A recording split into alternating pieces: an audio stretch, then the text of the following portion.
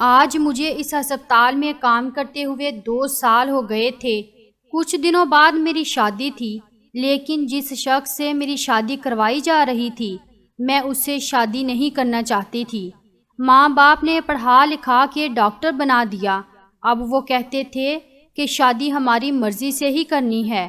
میں اپنے فون پہ مصروف تھی، جب مجھے یہ خبر ملی میری ایک ساتھی ڈاکٹر نے مجھے فون کیا۔ اس نے کہا کہ رات کو ہمارے ہاں ایک عورت کی ڈیلیوری ہوئی ہے، تمہاری تو نائٹ ڈیوٹی تھی نا، بڑا عجیب معاملہ ہوا ہے۔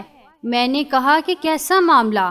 تو کہنے لگی رات کو ایک عورت آئی تھی، اس کے ہاں بیٹا پیدا ہونے والا تھا، اس کا بچہ بہت کمزور تھا اور ہم نے اپنی آنکھوں سے دیکھا کہ اس کا بچہ واقع ہونے والا تھا، لیکن جیسے ہی ہم نے ڈیلیوری کی اس کا بچہ غائب ہو گیا اور کہاں گیا یہ کوئی بھی نہیں جانتا۔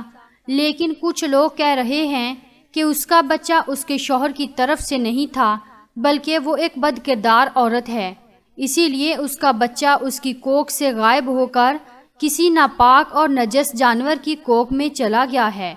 جب سے یہ بات اس عورت نے سنی ہے وہ تو پاگل ہو گئی ہے اور اس کے گھر والے اسے یہاں سے لے کر چلے گئے ہیں۔ میں نے کہا کہ یہ کیسے ہو سکتا ہے؟ اس نے کہا کہ ہاں ہم بھی یقین نہیں کر رہے تھے، لیکن بچہ غائب ہو گیا ہے، نہ کسی CCTV کیمرے میں اس کی فوٹیج ہے، نہ کسی نے اسے باہر لے جاتے ہوئے دیکھا ہے، پتہ نہیں کہاں چلا گیا ہے۔ میں تو خود حیران ہوں، اس لڑکی کے ساتھ اس کی ماں تھی، کہہ رہی تھی میری بیٹی پر کالا جادو ہوا ہے۔ میں حیران ہوئی اور میں نے کہا کہ میں راستے میں ہوں، آ کر بات کرتی ہوں، جبکہ میں سوچ رہی تھی کہ یہ کیسا معاملہ ہے، ایک عورت کے پیٹ سے بچہ کیسے غائب ہو گیا۔ جس ڈاکٹر نے یہ بات بتائی تھی وہ ڈاکٹر ہو کے بھی ایسی باتوں پر یقین رکھتی تھی۔ یہی سوچتی ہوئی میں اپنی گاڑی میں بیٹھ کے ہسپتال میں داخل ہو رہی تھی جب سامنے ایک عجیب سا منظر دیکھا۔ 2 لڑکیاں تھیں جو ایک کتے کو کسی بوری کے اوپر رکھ کے دونوں طرف سے پکڑ کے کھڑی تھیں اور گارڈ سے جھگڑا کر رہی تھیں کہ اس کو ہسپتال میں لے کر جانا ہے۔ گارڈ ان کو غصے سے کہہ رہا تھا کہ یہ انسانوں کا ہسپتال ہے، جانوروں کا نہیں ہے، پر وہ بار بار اس سے جھگڑا بھی کر رہی تھی اور ساتھ ساتھ رو بھی رہی تھی کہ ہمیں کسی ڈاکٹر کو دکھانے دیں۔ میں نے یہ منظر دیکھا تو پہلے تو میں پاس سے گزر گئی، لیکن پھر میں نے اپنے ڈرائیور کو کہا کہ ذرا گاڑی پیچھے لو۔ میں نے ان لڑکیوں کو دیکھا اور باہر نکلی۔ میں نے کہا کہ جی کیا مسئلہ ہے آپ کو؟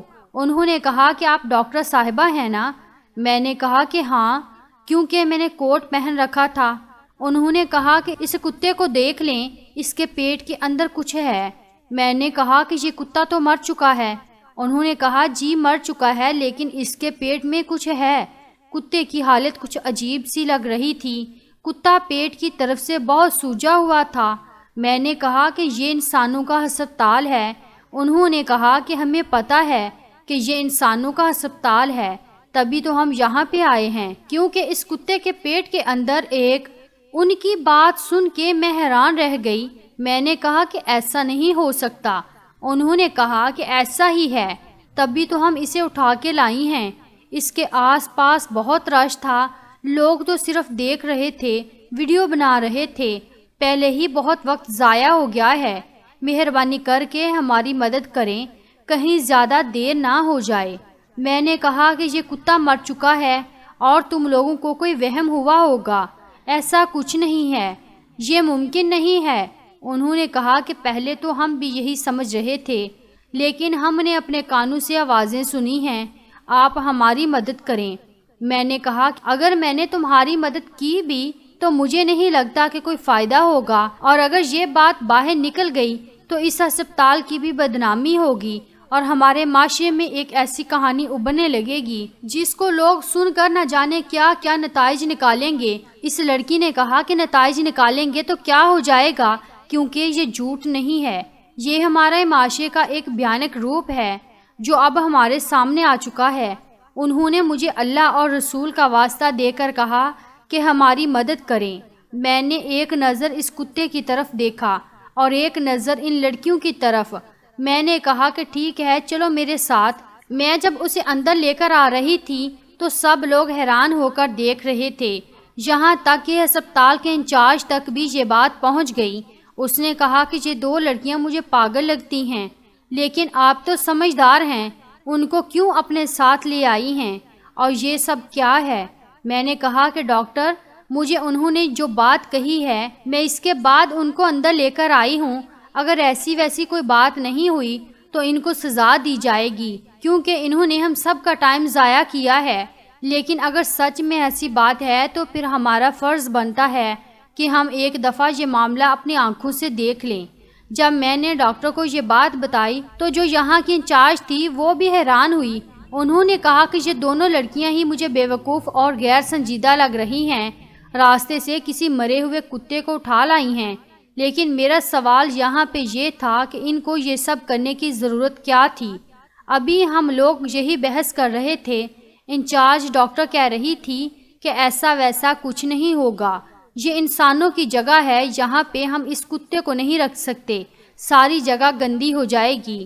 کہ اچانک سے ہمارے کانوں نے کچھ سنا۔ یہ ہسپتال تھا، یہاں پہ روزانہ نہ جانے کتنے بچے پیدا ہوتے تھے۔ کسی بچے کے رونے کی آواز آنا کوئی اتنی حیران کن بات نہیں تھی۔ آس پاس کے کسی کمرے میں کوئی بچہ ہوگا جو رو رہا ہوگا، لیکن جب دوبارہ آواز آئی تو قدموں تلے سے زمین نکل گئی۔ فوراً سے ہی اس کتے کو انسانوں کے رکھنے کی جگہ پہ رکھ دیا اور جلدی جلدی سب لوگوں کو اکٹھا کر لیا۔ جو انچارج ڈاکٹر تھی وہ یہاں پہ فی الحال کوئی کیس نہیں لیا کرتی تھی، کوئی بہت ہی زیادہ پیچیدہ کیس ہوتا تو ان کی مدد لی جاتی تھی، لیکن وہ بھی سامنے آ کے کھڑی ہو گئیں اور میرے ساتھ مل کے یہ دیکھنے لگیں کہ بچے کی آواز کہاں سے آئی ہے، کیونکہ ہمیں بچے کی آواز بہت ہی قریب سے آئی تھی اور ایسی آواز آئی تھی کہ جیسے بچہ یا تو کسی گہری چیز کے اندر ہے یا پھر اسے 4-5 کپڑوں کے اندر لپیٹا ہے اور تب اس کی آواز آ رہی ہے۔ ان لڑکیوں کو باہر بھیج دیا گیا۔ ان کی حالت بھی عجیب سی تھی، ان کے ہاتھ کانپ رہے تھے، وہ بری طرح سے رو رہی تھی۔ تھوڑی دیر کے بعد ہم لوگوں نے اپنی زندگی کا سب سے انوکھا کیس اور سب سے عجیب معجزہ دیکھا تھا، لیکن اس سے پہلے کہ ہم کچھ بھی بولتے یا کوئی بھی نتیجہ اخذ کرتے، میں نے ان لڑکیوں کو اپنے آفس بلایا۔ اس میں سے ایک کا نام عروج تھا اور ایک کا نام مہین تھا۔ جو عروج تھی وہ بہت زیادہ پریشان تھی اور رو بھی رہی تھی۔ میں نے کہا کہ تمہیں یہ کتا کہاں سے ملا اور تم اسے یہاں اٹھا کر کیوں لائی؟ اس نے کہا کہ ہم لوگ تو روز کی طرح اپنے کالج جا رہے تھے، یہ میری دوست ہے، ہم ایک ہی محلے میں رہتے ہیں۔ جب ہم اس کتے کے پاس سے گزرے تو ہمیں بھی بچے کے رونے کی آواز آئی۔ ہم لوگ بہت حیران ہوئے، سوچا کہ ہمارا وہم ہے، لیکن تھوڑی دیر کے بعد جو منظر دیکھا، ڈاکٹر صاحبہ میں بتا نہیں سکتی آپ کو، کیا بتائیں۔ یہ دنیا اتنی بڑی ہے، بس اس کو اٹھا کر آپ کی طرف آ گئے۔ میں نے کہا کہ اور کیا جانتی ہو تم؟ تو اس نے کہا کہ کہنا تو نہیں چاہتی، لیکن میں اس سے زیادہ بھی کچھ جانتی ہوں۔ دراصل مجھے پتا ہے کہ یہ سب کچھ کس نے کیا ہے۔ میں یہ بات سن کر حیران رہ گئی۔ میں نے کہا کہ کس نے کیا ہے؟ تو کہنے لگی میری ایک بابی ہے جو ہم سے الگ رہتی ہے، ہم لوگ ایک ہی گھر میں رہتے ہیں، لیکن لڑائی جھگڑے کی وجہ سے بیچ میں دیوار ڈالی ہے۔ انہوں نے ہمارے بھائی کو اپنی باتوں میں لگایا اور ہم سے ہر رشتہ توڑ کے گھر الگ کر لیا۔ گھر ہمارا اپنا تھا اس لیے بیچ میں دیوار ڈال لی، لیکن بائی کے دل میں نہ جانے کیا بات آئی کہ اس نے 2 مہینے بعد ہی دوسری شادی کر لی۔ اب اپنی دونوں بیویوں کے ساتھ الگ گھر میں رہتا ہے اور مجھے ایسا لگتا ہے کہ یہ کہانی ان کے گھر سے ہی ہے۔ یہ سب کچھ ان تینوں نے کیا ہے۔ میں نے کہا کہ تمہیں یقین ہے؟ اس نے کہا کہ ہاں، کیونکہ یہ کتا بھی ادھر ہی پڑا تھا اور میری ایک بھابھی کے ہاں ولادت بھی ہونے والی تھی۔ ہمیں وہ لوگ کچھ بتاتے نہیں، لیکن گھر اتنا قریب ہے کہ بیچ میں صرف ایک دیوار ہے، اس لیے ہمیں ان کی باتیں سنائی دیتی تھی۔ میں نے کہا کہ پھر تمہیں میرے ساتھ کہیں جانا ہوگا۔ میں ڈاکٹر تھی، میرا کام تو ختم ہو چکا تھا، لیکن میں اس معاملے کی تہہ تک پہنچنا چاہتی تھی، کیونکہ یہ معاملہ کوئی سیدھا معاملہ نہیں تھا۔ مجھے جاننا تھا کہ کیا اس دنیا میں اس طرح کے لوگ بھی رہتے ہیں۔ میں ان لوگوں کو اپنی گاڑی میں بٹھایا اور گھر کی طرف چل پڑی۔ گھر تو ان کا زیادہ دور نہیں تھا، لیکن ہم لوگ ٹریفک میں پھنس گئے تھے۔ راستے میں نے اس لڑکی سے پوچھا کہ تمہاری دونوں بابیاں کس طرح کی عورتیں ہیں، تو کہنے لگی کہ دونوں ہی اپنی اپنی جگہ عجیب و غریب ہیں۔ پہلی بابی کا نام سمینہ ہے، ان کو بس میرے بھائی کو لے کے الگ ہونا تھا، جبکہ انہوں نے یہ بھی نہیں سوچا کہ ہمارے بھائی کے علاوہ اور کوئی نہیں ہے۔ میں صبح کالج آتی ہوں، شام کو ٹیوشن پڑھاتی ہوں، میری امی گھر میں کپڑے سیتی ہیں اور اس طرح ہمارا گزارا ہوتا ہے۔ میں نے کہا کہ تمہارا بھائی تم لوگوں کے لیے کچھ بھی نہیں کرتا، تو کہنے لگی کہ کبھی کبھی تھوڑے بہت پیسے تو پکڑا جاتا ہے، لیکن ان پیسوں سے ہمارا گزارا نہیں ہوتا، وہ بھی اپنی بیوی سے چھپ چھپ کے دیتا ہے۔ بابی نے ہمارے سامنے کبھی کوئی بات نہیں کی، اونچی آواز میں کچھ نہیں بولی، بس بھائی کے کان بٹتی رہی، اپنے آپ کو مظلوم بناتی رہی اور کہتی رہی کہ مجھے الگ ہونا ہے، مجھے الگ گھر چاہیے، یہ میرا حق ہے۔ بالآخر بھائی نے اس کی بات مان لی، لیکن پھر بھائی نے دوسری شادی بھی کر لی، اور اس بات کا پہلی بابی کو بہت زیادہ افسوس تھا۔ ہمیں راتوں کے ان کے رونے کی چیخنے کی آوازیں آتی تھی۔ میں نے کہا کہ تمہاری دوسری بابی کیسی ہے؟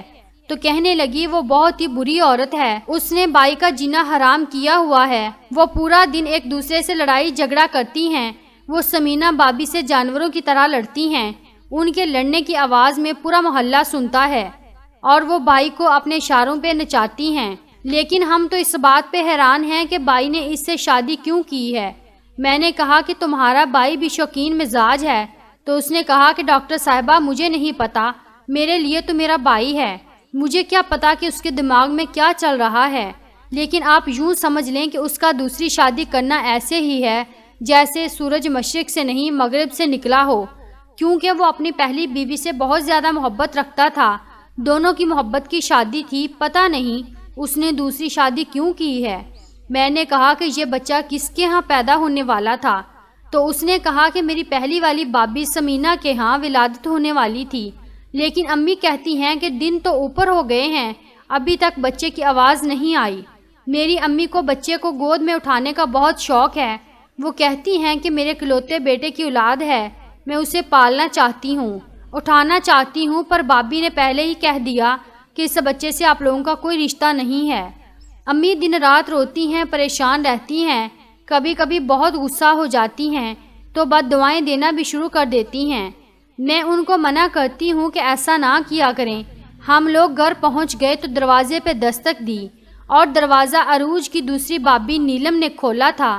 میں نے جب اس عورت کو دیکھا تو اسے دیکھتے ہی میں پہچان گئی کہ وہ کوئی عام عورت نہیں ہے۔ جس طرح سے اس نے چست لباس پہن رکھا تھا، دن میں بھی اتنا زیادہ میک اپ کر رکھا تھا، اتنا کھلا گلا پہن رکھا تھا، ایسی عورتیں مردوں کو اپنے اشاروں پہ نچانے کے فن خوب جانتی ہیں۔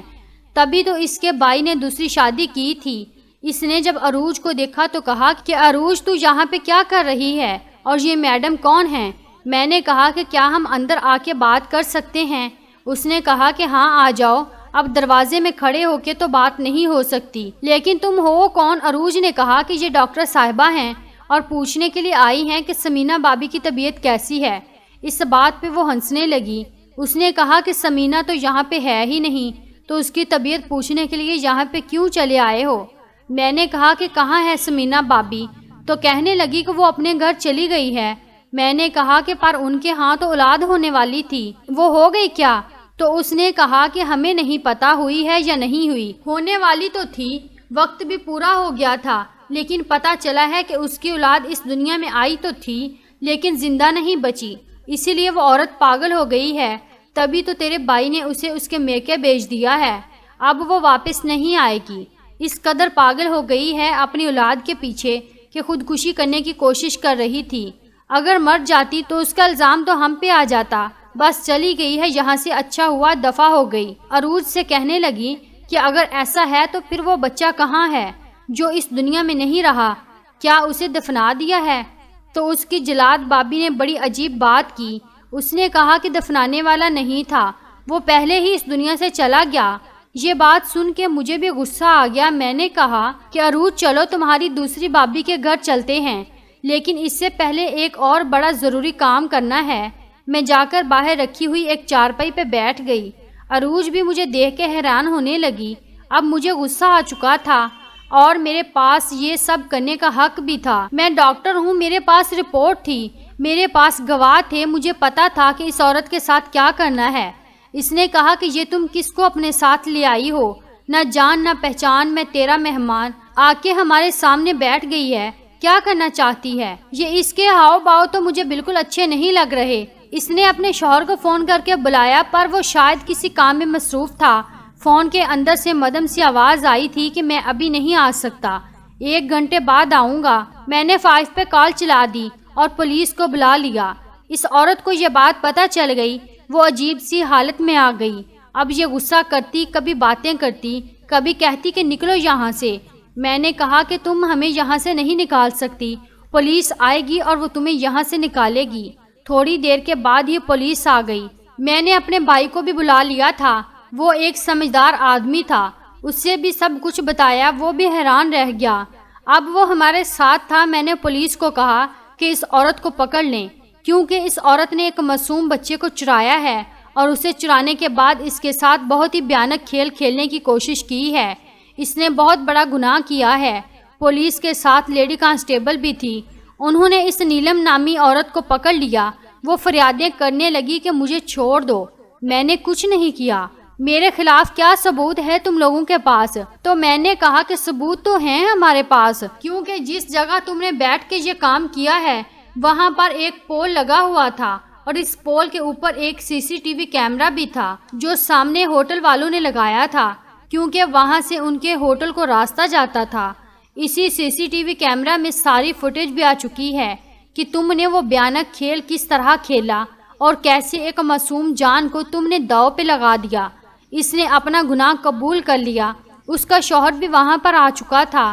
اس نے کہا کہ ہاں یہ سب کچھ میں نے کیا ہے، میری سوتن کے ہاں ولادت ہونے والی تھی، ڈاکٹر نے اسے بتایا تھا کہ اس کے ہاں بیٹا ہونے والا ہے، بچہ کمزور ہے لیکن اس دنیا میں آ جائے گا۔ اس کا بچہ بھی اسی لیے کمزور تھا کیونکہ میں اس سے دن رات جھگڑا کرتی تھی اور وہ پورا دن روتی رہتی تھی، کیونکہ میرے شوہر نے میرے باپ سے بہت سارا قرضہ لیا ہوا تھا، اور جب یہ واپس نہ کر سکا تو میرے باپ نے کہا کہ پھر گھر ہمارے نام کرنا ہوگا، لیکن یہ ہمارے سامنے منتیں کرنے لگا۔ مجھے یہ پہلے سے ہی پسند تھا، اسی لیے میں نے کہا کہ اگر مجھ سے شادی کر کے مجھے ساتھ لے جاتا ہے تو پھر اس کا قرضہ معاف ہو جائے گا۔ میری پہلے شادی ہوئی تھی لیکن میرے بچے نہیں تھے اور میری عمر بھی کافی زیادہ ہو گئی تھی، اس لیے میں کسی جوان جہان لڑکے سے شادی کرنا چاہتی تھی۔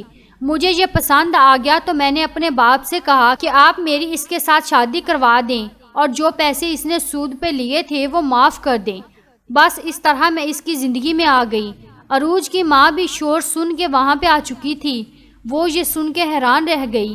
اس نے کہا کہ تو نے میرے بیٹے کی مجبوری کا فائدہ اٹھایا، یہ تو نے بالکل بھی اچھا نہیں کیا۔ تو نیلم کہنے لگی کہ اتنا بھی مجبور نہیں تھا، ہم سے پیسے لیے تھے اس نے سود پہ، اگر آپ کا بیٹا اتنا ہی سمجھدار ہوتا تو سود پہ کبھی پیسے نہ لیتا۔ میں نے اس لڑکے کو دیکھا، وہ بیچارہ شکل سے معصوم لگ رہا تھا، پتہ چل رہا تھا کہ ایک مجبور آدمی ہے۔ نیلم نے بتایا کہ سمینا مجھ سے بہت زیادہ جھگڑا کرتی تھی، اپنے اوپر بڑا غرور کرتی تھی، کہتی تھی کہ میرے ہاں اولاد ہونے والی ہے، بیٹا پیدا کر کے دے رہی ہوں میں، اور جب میں ایک بیٹے کی ماں بن جاؤں گی تو پھر میرا شوہر میرے پاس واپس آ جائے گا، اور تمہاری تو کبھی اولاد نہیں ہو سکتی کیونکہ تم تو بانجھ ہو، اس لیے تو تمہارے پاس یہ پلس پوائنٹ نہیں ہے، پر میرے پاس ہے۔ پہلے ایک اولاد پیدا کروں گی، پھر دوسری، پھر تیسری، پھر دیکھتی ہوں کہ وہ اپنی پہلی بیوی اور بچوں کی ماں کی سائڈ لیتا ہے یا ایک سمجھوتے میں آئی گئی عورت کے حق میں بولتا ہے، کیونکہ اولاد بہت بڑی چیز ہوتی ہے، مرد اولاد کے لیے ہی شادی کرتا ہے۔ وہ اپنے اوپر بہت غرور کرتی تھی، ناز کرتی تھی۔ میں تبھی سوچ لیا تھا کہ میں اسے اور اس کی اولاد کو عبرت کا نشان بنا ڈالوں گی۔ میں نے اس کی اولاد کو چرا لیا۔ اس کا بچہ بہت کمزور تھا، 1.5 کلو کا تھا، اسے میں نے ایک کتے کے پیٹ میں رکھ دیا اور یہ بات سارے علاقے میں پھیلا دی۔ وہ بچے کے صدمے میں پاگل ہو گئی، اور اس کا وہ بچہ جس کے سہارے وہ مجھ سے جنگ جیتنا چاہتی تھی اپنے انجام کو پہنچا دیا۔ میں نے ایک کتے کی کوکھ میں رکھ دیا اور سارے علاقے میں مشہور کر دیا کہ اس کی اپنی کرتوتوں کی وجہ سے بچہ اس کی کوکھ سے غائب ہو گیا ہے اور کسی ناپاک جانور کی کوکھ میں جا سمایا ہے۔ جب میں نے یہ بات سنی تو مجھے اس ڈاکٹر کی بات یاد آ گئی۔ میں اتنی جلدی میں تھی کہ اس سے بھی بات نہیں کر پائی، پر اب مجھے اندازہ ہو گیا کہ وہ جھوٹ نہیں بول رہی تھی۔ اس نے تو جو دیکھا وہ ہی کہا، پر وہ تھوڑی بیوقوف ضرور تھی کہ اسے پتہ ہی نہیں چلا کہ بچہ کیسے غائب ہوا، کیونکہ ہسپتال کا عملہ بھی نیلم کے ساتھ ملا ہوا تھا۔ نیلم کے باپ کے پاس بہت پیسے تھے، وہ کسی کا بھی ایمان خرید سکتے تھے، اور اس نے یہی کیا تھا۔ اس کا شوہر بھی حیران رہ گیا۔ نیلم کو تو پولیس لے گئی، پر عروج کا بھائی، اس کی ماں عروج اور میں واپس ہسپتال آئے۔ میں نے ہسپتال والوں کو باقی کی داستان سنائی اور کہا کہ پتہ کریں وہ کیس کس نے ہینڈل کیا تھا اور ان سب کو بھی پولیس کے حوالے کریں۔ اس کے بعد ہم لوگ سمینہ کے گھر پہنچے۔ اس کی امی نے دروازہ کھولا اور کہا، آپ لوگ ٹی وی والے ہو نا؟ ابھی تھوڑی دیر پہلے ٹی وی والے بھی آئے تھے، ہم سے عجیب و غریب سوال کر رہے تھے۔ نہیں نہیں، میں آپ کو اندر آنے نہیں دوں گی۔ لیکن پھر اس نے ہمیں جب غور سے دیکھا تو حیران رہ گئی۔ ہم لوگ کمرے میں داخل ہوئے، سمینہ سامنے ہی پڑی تھی، اس کی حالت بہت خراب تھی۔ میں فوراً آگے بڑھی، میں نے چیک کیا، اسے بہت تیز بخار تھا۔ ابھی اس نے بچہ پیدا کیا تھا اور اس کے بعد اسے اتنا بڑا صدمہ ملا تھا۔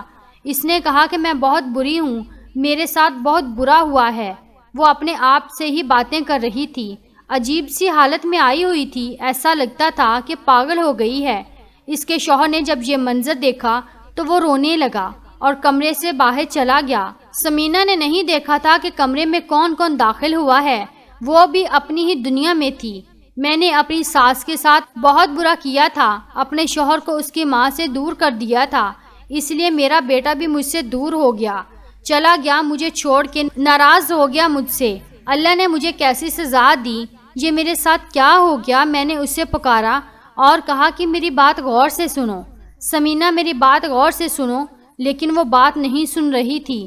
اور پھر میں نے ایک عجیب منظر دیکھا کہ اس کی ساس آگے بڑھی، وہ ساس جس کے ساتھ اس نے ظاہراً تو کچھ برا نہ کیا تھا، لیکن اپنا حق لے کے اسے اس کے بیٹے سے دور ضرور کیا تھا، گھر کا بٹوارا ضرور کروایا تھا۔ وہ آگے بڑھی اور سمینہ کو گلے سے لگا کے اسے تسلی دینے لگی کہ بیٹی، میں نے تجھے معاف کر دیا، تو میری بیٹی ہے، تو نے تو کبھی میرے سامنے اونچی آواز میں بات بھی نہیں کی تھی، بس اپنا حق لیا تھا، وہ تیرا حق تھا بیٹا، ہم غلطی پہ تھے، تیری غلطی نہیں تھی، تو اپنے آپ کو سنبھال۔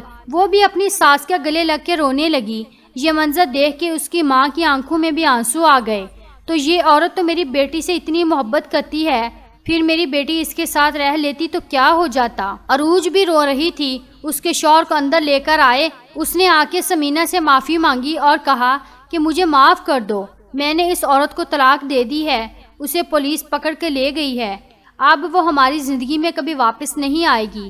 میں مجبور تھا، میرے پاس دینے کے لیے پیسے نہیں تھے، میں اس کے باپ کا مقروض تھا، اس لیے سب کچھ ہوا۔ اب سمینہ اپنے ہوش میں آنے لگی اور ساروں کی باتیں سننے لگی۔ اس کی ساس نے اسے معاف کر دیا، اس کا شوہر اسے واپس مل گیا تھا، لیکن ابھی بھی اس کا دکھ تو اپنی جگہ پہ تھا۔ اس نے کہا کہ میرا بیٹا تو واپس نہیں آئے گا، میرا بیٹا تو اس دنیا سے چلا گیا۔ تب میں نے اس نرس کو اندر بلایا جو گاڑی میں ہی بیٹھی تھی۔ وہ اندر آئی تو سمینہ نے اسے دیکھا اور حیران رہ گئی، اپنی بیماری کی بھی فکر نہ کی، فوراً اس کی طرف بڑھی اور بچے کو اٹھا کے گلے سے لگا لیا، کیونکہ سمینہ کا بیٹا بالکل صحیح سلامت تھا۔ یہ اللہ کا معجزہ نہیں تو اور کیا تھا کہ اس بچے کو اس کی ستیلی ماں نے پیدا ہوتے ہی چرا لیا، بنا کسی دوائی کے، بنا کسی میڈیکل اٹینشن کے اسے اٹھا کر لے گئی اور اتنی بے رحمی کا مظاہرہ کیا کہ اسے ایک کتے کے پیٹ میں چھپا دیا اور پھر پورے محلے میں اس کی ماں کو بدنام کر دیا۔ یہ سب کچھ ہونے میں 17-18 گھنٹے کا وقت لگا تھا، لیکن جب اس کتے کو ہمارے پاس لایا گیا تھا اور ہم نے اس بچے کو بچایا تو ہم لوگ حیران تھے کہ بچہ بالکل زندہ تھا۔ اس کے ساتھ چھوٹے موٹے معاملات تھے جس کو ہم نے حل کیا۔ اسے آئی سی یو میں رکھا، بچہ بہت کمزور تھا، چھوٹا سا تھا، لیکن اس کی زندگی لکھی ہوئی تھی۔ وہ کہتے ہیں نا کہ جس کو اللہ رکھے اسے کون چکھے، کہ اتنے سارے معاملات سے نکل کے بھی وہ بچہ بالکل صحیح سلامت تھا۔ اس کی ماں نے اسے گلے سے لگا لیا۔ میں نے کبھی کسی عورت کو اتنی شدت سے روتے ہوئے نہیں دیکھا جتنی شدت سے سمینہ رو رہی تھی۔ اس کی ساس بھی رو رہی تھی اور شوہر بھی۔ ایسا لگتا تھا کہ اس بچے کو اس کی ماں کے حوالے کر کے ہم سب نے اپنی زندگی کا ایک ایسا بڑا کام کر دیا تھا کہ جس کے بعد ہمارا دل ہمیشہ ہی پرسکون رہنے والا تھا۔